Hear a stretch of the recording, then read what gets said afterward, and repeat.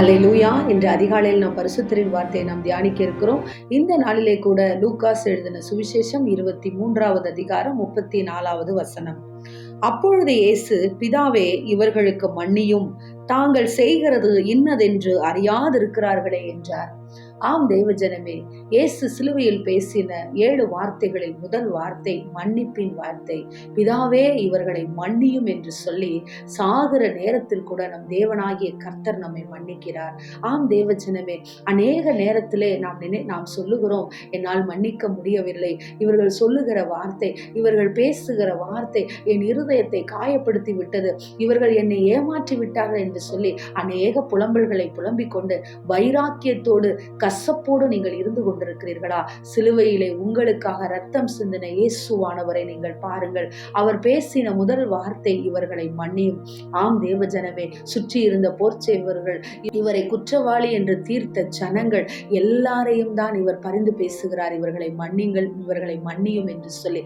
இப்படிப்பட்ட ஒரு குணம் நமக்கு இருக்க வேண்டும், மன்னிக்கிற குணம். சாகிற நேரத்தில் கூட ஸ்தேவான் பிறரை மன்னித்ததை நாம் வாசிக்கிறோம். அப்போஸ்தலர் நடபடிகளிலே நம்மால் முடியாது என்று எதுவும் கிடையாது.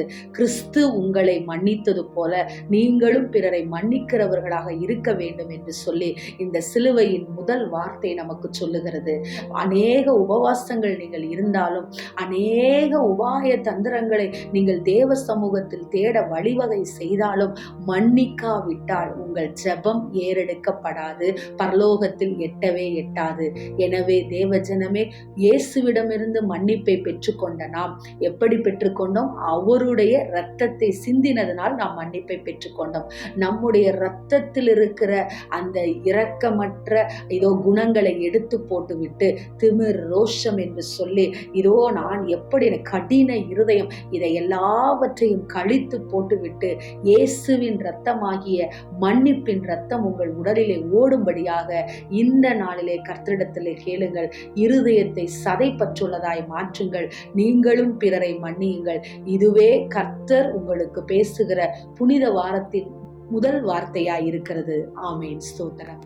எங்களை நேசிக்கிற எங்கள் நல்ல தகப்பனே, இந்த நாளிலே நாங்கள் கேட்ட வார்த்தையின் பிரகாரமாக மன்னிப்பின் வார்த்தையை அப்பா நீர் எங்களுக்கு இந்த நாளிலே சொல்லி கொடுத்திருக்கிறீர். எப்படிப்பட்ட மன்னிப்பு!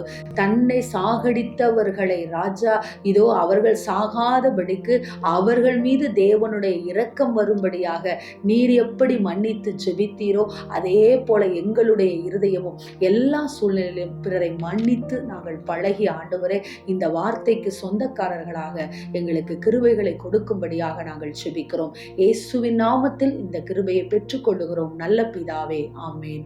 Price the Lord. ஹல்லேலூயா.